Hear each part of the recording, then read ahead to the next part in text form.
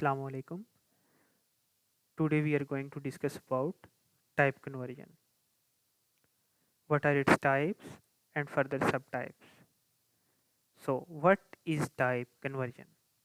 Conversion of one data type into another data type is known as type conversion. किसी एक data type का दूसरी data type में convert होना type conversion कहलाता है. For example, we have an integer variable int I and a float variable float f, and we are assigning 3.1427 to float variable f. Now, if we do I equal to f, the value 3.1427 will be converted into 3, and then it will be assigned to I. Here float type data is converting into integer data type. So from this basic example, you can understand that what is type conversion.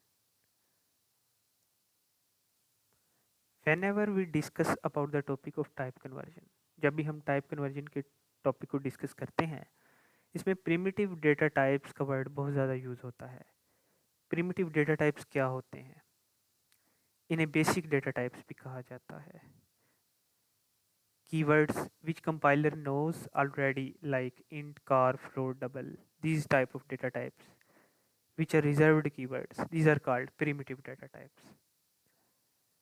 ये data types built in होती हैं और ये predefined data types होती हैं and can be used directly by the user to declare variables, और user इन्हें directly variables के साथ उन्हें declare करने के लिए इस्तेमाल कर सकता है. इन्हें primitive data types कहते हैं. और अब हम different type of type conversion देखेंगे कि टाइप कन्वर्जन की मुख्तलिफ टाइप्स क्या हैं.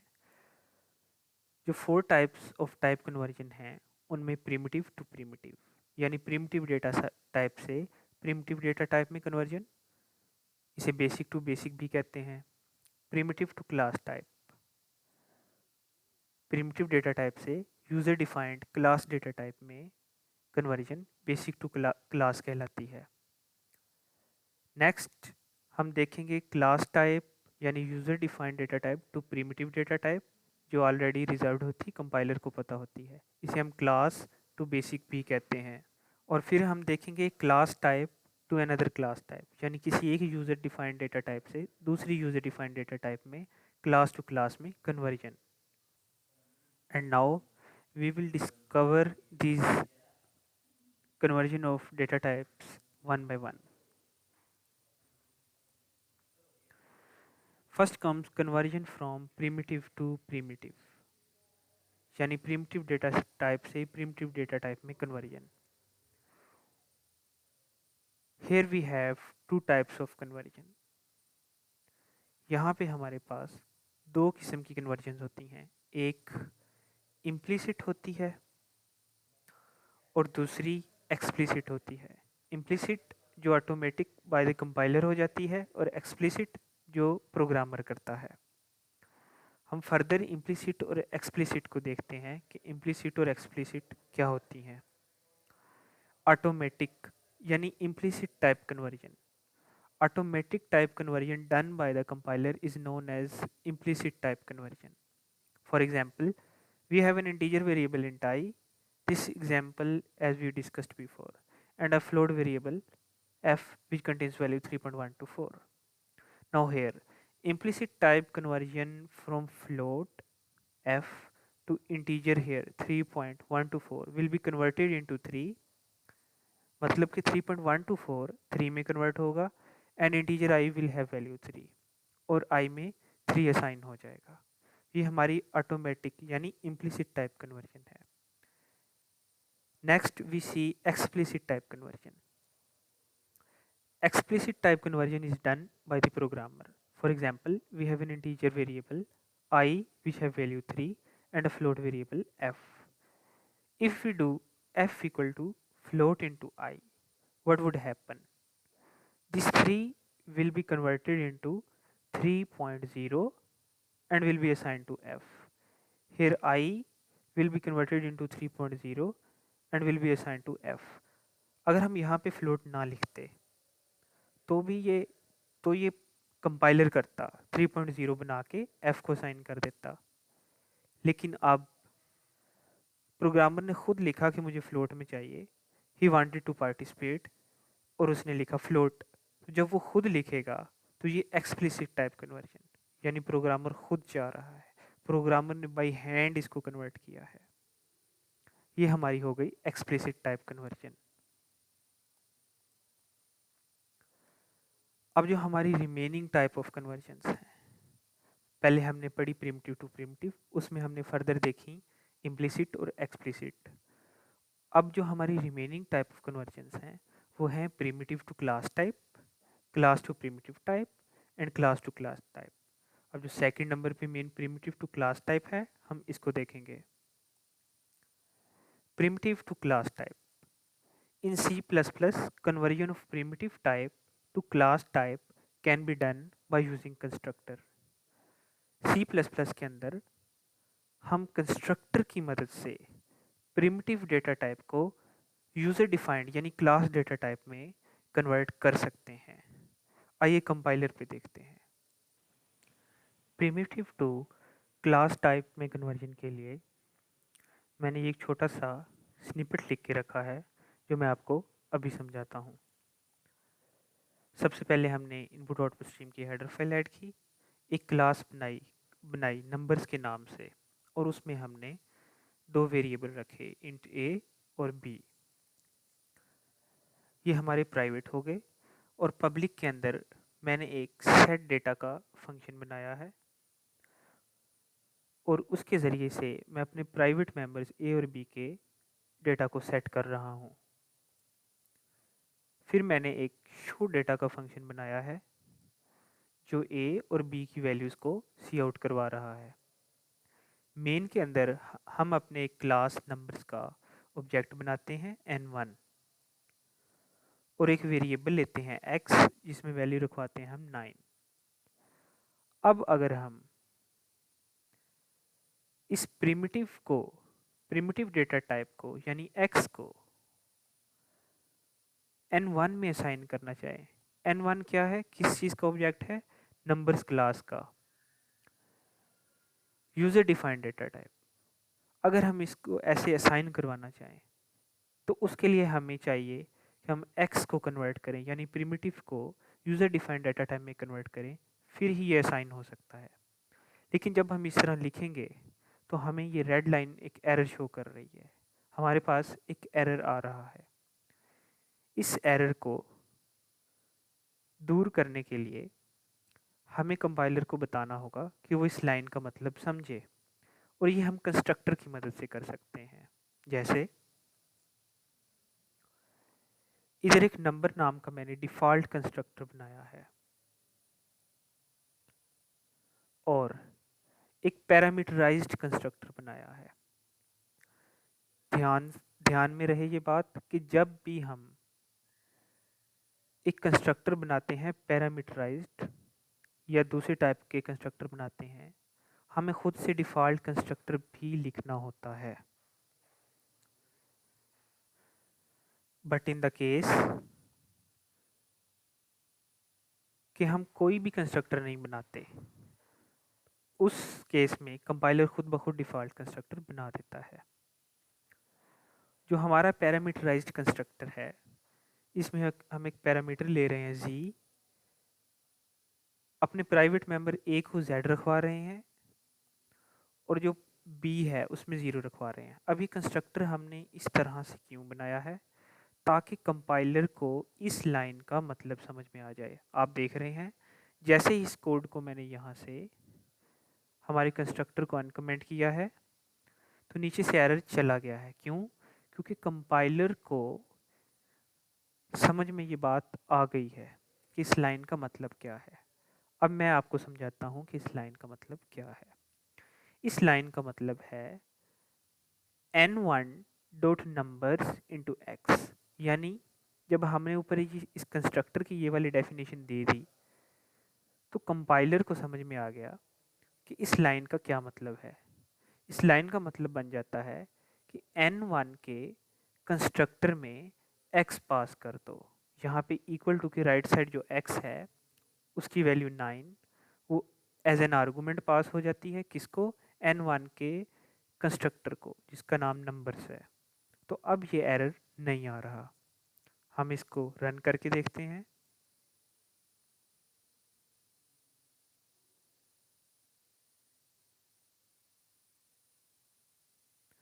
तो हम देख सकते हैं कि x की वैल्यू 9 थी जो a में असाइन हो गई, और b की वैल्यू 0 जो हमने कंस्ट्रक्टर में रखी थी। तो इससे हम देख सकते हैं कि कैसे हमने प्रिमिटिव डेटा टाइप यानी x को कन्वर्ट किया है user defined data type n1 में। कन्वर्जन का मतलब यही होता है कि हम बैक एंड पे कुछ ऐसा कर रहे होते हैं कि हम किसी क्लास के किसी एक वेरिएबल में उस प्रिमिटिव डेटा टाइप को पास कर रहे हैं, यानी कंपाइलर को समझा रहे हैं कि इस लाइन का मतलब ये है। तो इस तरह से हम प्रिमिटिव डेटा टाइप को user defined data type n1 में कन्वर्ट कर रहे हैं। ये था हमारा प्रिमिटिव टू क्लास यानी primitive to user defined data type में कन्वर्जन। अब हम नेक्स्ट देखेंगे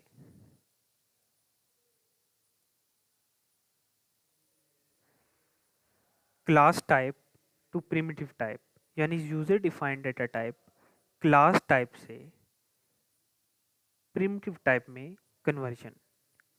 ये किस तरह से होती है? In C++, it can be done using overloaded casting operator. It is also known as conversion function.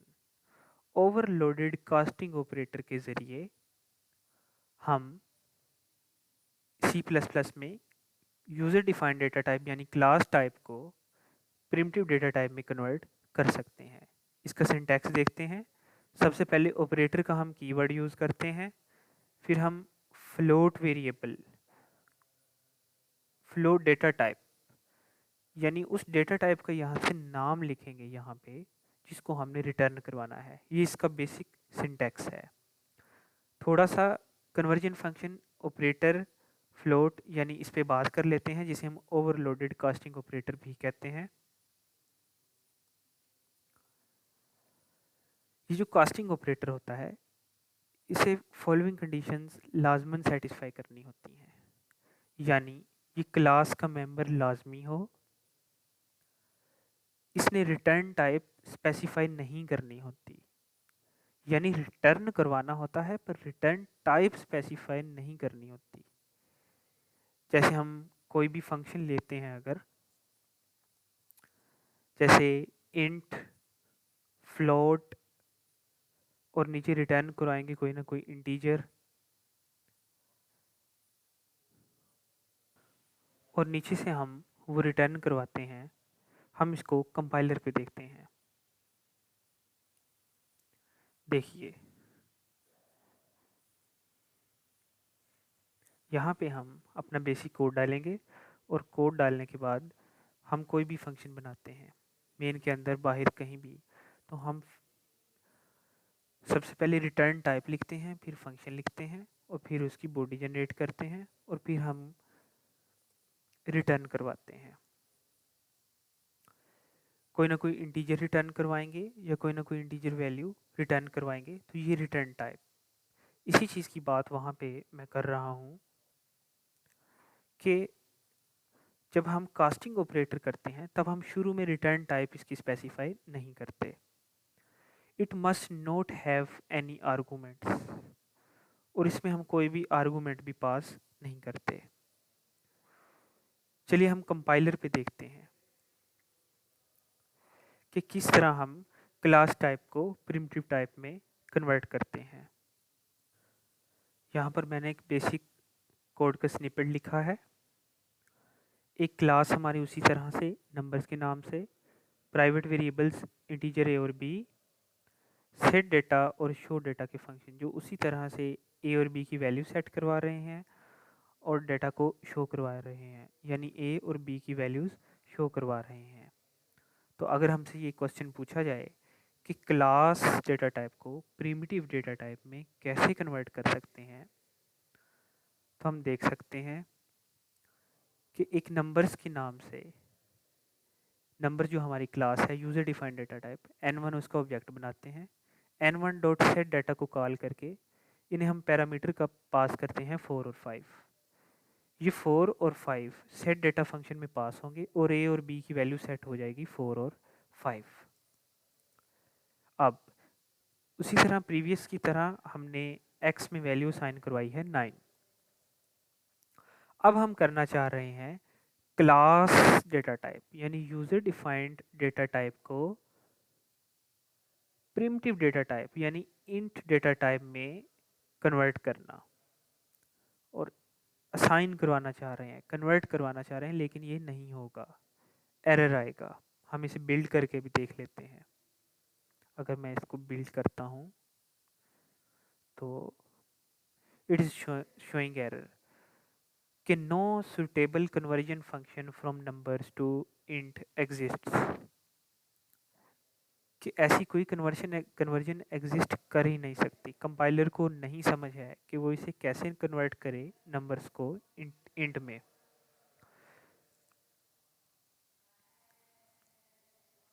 तो हमें कंपाइलर को बताना होगा ओवरलोडेड कास्टिंग ऑपरेटर के ज़रिए। इस ऑपरेटर का यूज़ करके हम क्लास टाइप को इंटीजर टाइप में कन्वर्ट करेंगे। अगर हम ऊपर देखें तो ये है हमारा सिंटैक्स ओवरलोडेड कास्टिंग ऑपरेटर का। इसको हम कमेंट करते हैं। इधर हमने कीवर्ड यूज़ किया ऑपरेटर और उसके आगे डेटा टाइप लिखी इंट। ये डेटा टाइप यहाँ पे इंट, और फिर हम करवा रहे हैं रिटर्न ए। डेटा टाइप हम वो रख रहे हैं जिसमें हम कन्वर्ट करना चाह रहे हैं एक्स में, और एक्स इक्वल टू हमने किया n1।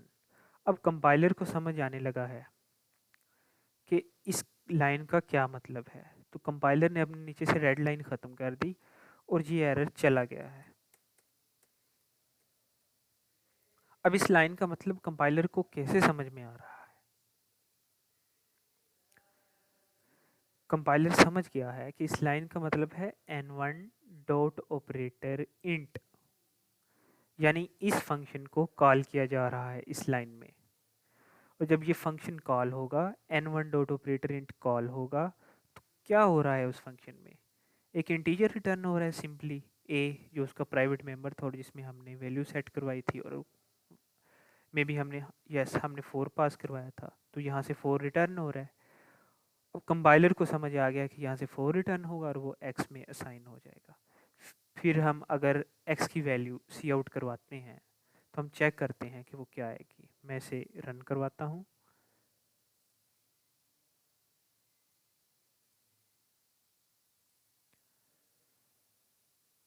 हमारा प्रोग्राम रन हो रहा है और देखिए x की वैल्यू 4 आ गई है। इस तरह हम ओवरलोडेड कास्टिंग ऑपरेटर का इस्तेमाल करके यूज़र डिफाइंड डेटा टाइप यानी क्लास डेटा टाइप को हम कन्वर्ट कर सकते हैं प्रिमिटिव डेटा टाइप में।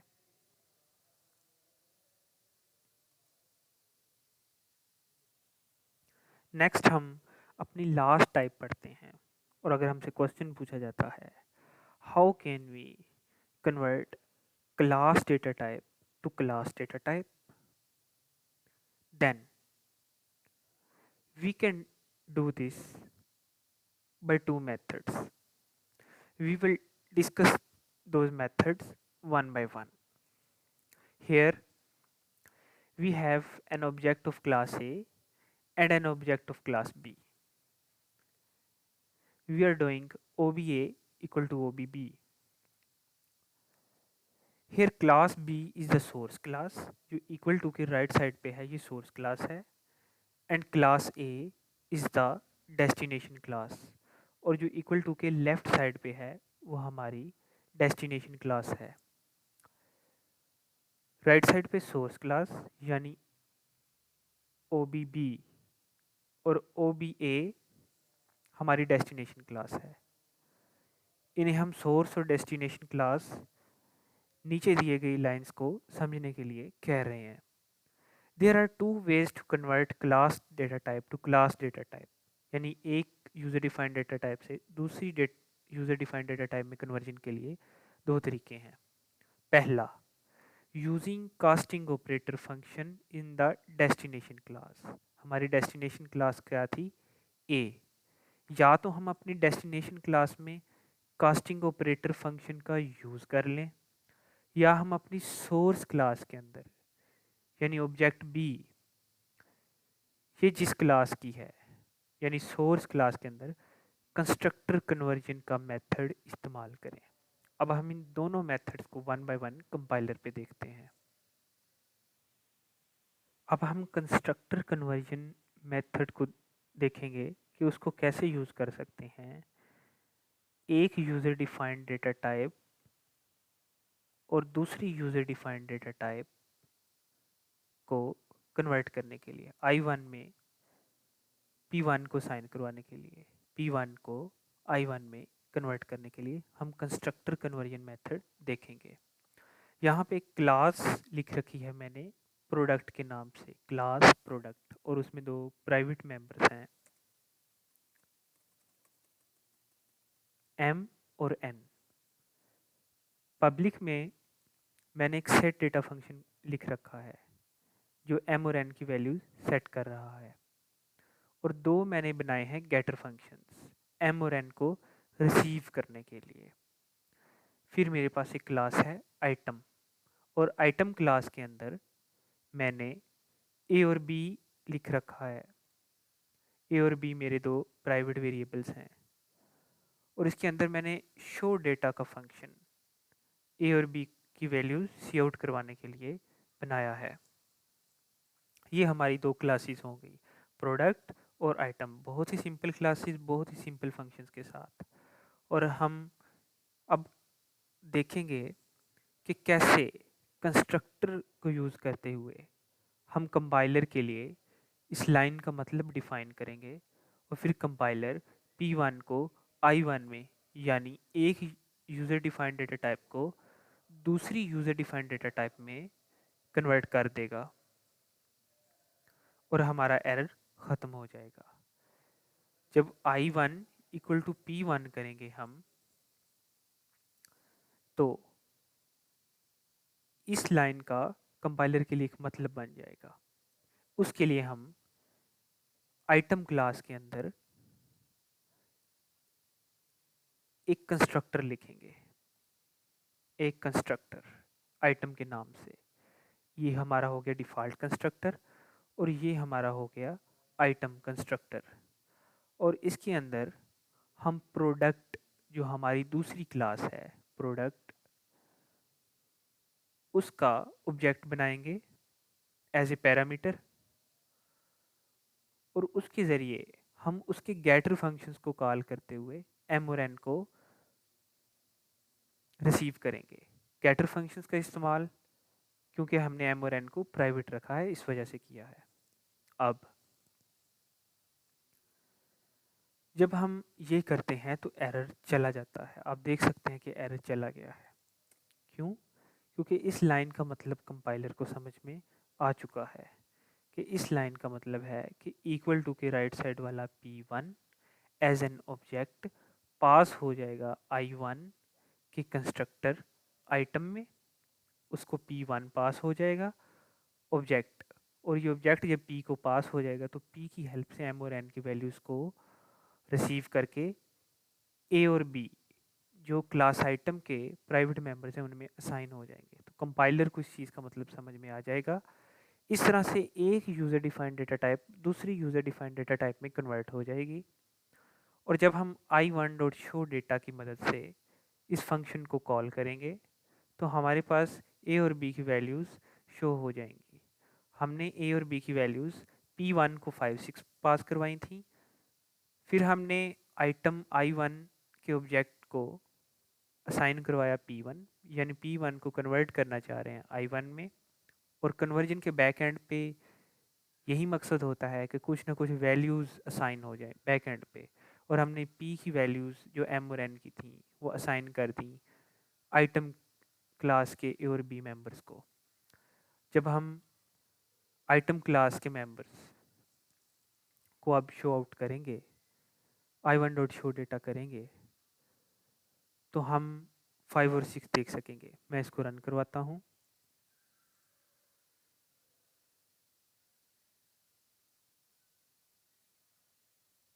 तो हमें ए और बी की वैल्यूज देखने को मिल रही हैं 5 और 6। अभी अभी जो हमने देखा है, हमने कंस्ट्रक्टर कन्वर्जन की मदद से देखा है कैसे एक यूजर डिफाइंड डेटा टाइप दूसरी में कन्वर्ट हो रही थी। अब हम देखते हैं कैसे कास्टिंग ऑपरेटर फंक्शन का यूज़ करके हम यही सेम काम, सेम चीज़ अचीव कर सकते हैं। चलिए कंपाइलर पे चलते हैं। यहाँ पे मैंने सिमिलर दो क्लासेस लिखी हैं, आइटम, उसके दो मेंबर्स ए और B, show data set A और सेट बी, तीन फंक्शंस। शो डेटा हमेशा की तरह ए और बी की वैल्यूज शो करते हुए, सी आउट करते हुए। इस बार सेटर फंक्शंस बनाए हैं मैंने ए में n1 सेट करने के लिए, ए में ए में वैल्यू साइन करने के लिए, ए की वैल्यू सेट करने के लिए, और सेट बी की वैल्यू सेट करने के लिए। दो सेटर फंक्शन आइटम क्लास के और बी को सेट करने के लिए, वैल्यूज साइन करने के लिए। ये सिंपल सी क्लास हमारी आइटम की, थोड़ी सी चेंजेस के साथ। और अब हमारा प्रोडक्ट में similar two variables, private data members m और n, and in public we have a set data function which is assigning x and y to m and n, which is setting the values of m and n। और ये हमारी product class है, दो simple classes. अब हम main में चलते हैं।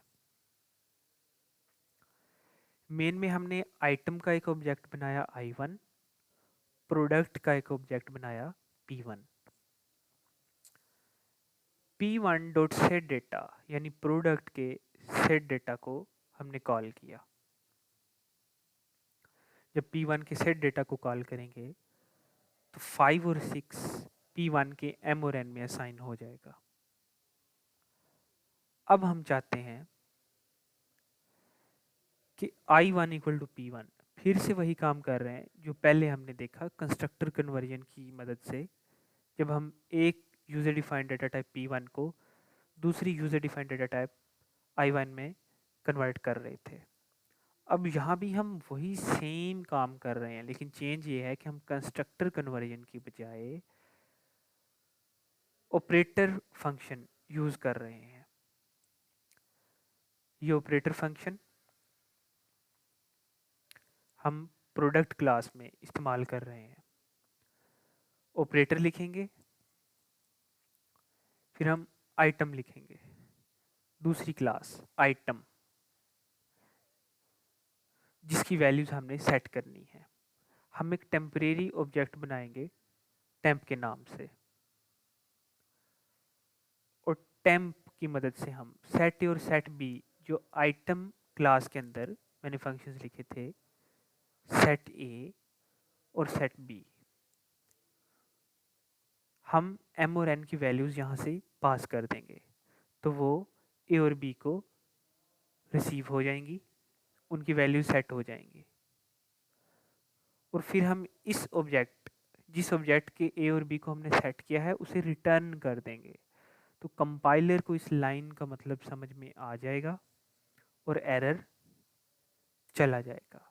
यानी i1 इक्वल टू p1 का मतलब क्या कंपाइलर के लिए डिफाइन हो चुका, कि जब इस लाइन का मतलब ये है कि हमारा जो प्रोडक्ट क्लास के अंदर ऑपरेटर फंक्शन है p1 डॉट ऑपरेटर आइटम, उसको कॉल करना है, और वहाँ से जो ऑब्जेक्ट रिटर्न हो रहा है उसे i1 में रखवा देना है। इस तरह हमारी एक यूज़र डिफाइंड डेटा टाइप दूसरी यूज़र डिफाइंड डेटा टाइप में कन्वर्ट हो रही है, लेकिन इस दफ़ा हमने ऑपरेटर फंक्शन का इस्तेमाल किया है। अब हम i1 डॉट शो डेटा करके चेक करेंगे कि क्या p1 की जो वैल्यूज़ थी m और n की, वो i1 के a और b को असाइन हो चुकी हैं। 5 और 6 उनको असाइन हो चुका है। हम इसको रन करके देखते हैं।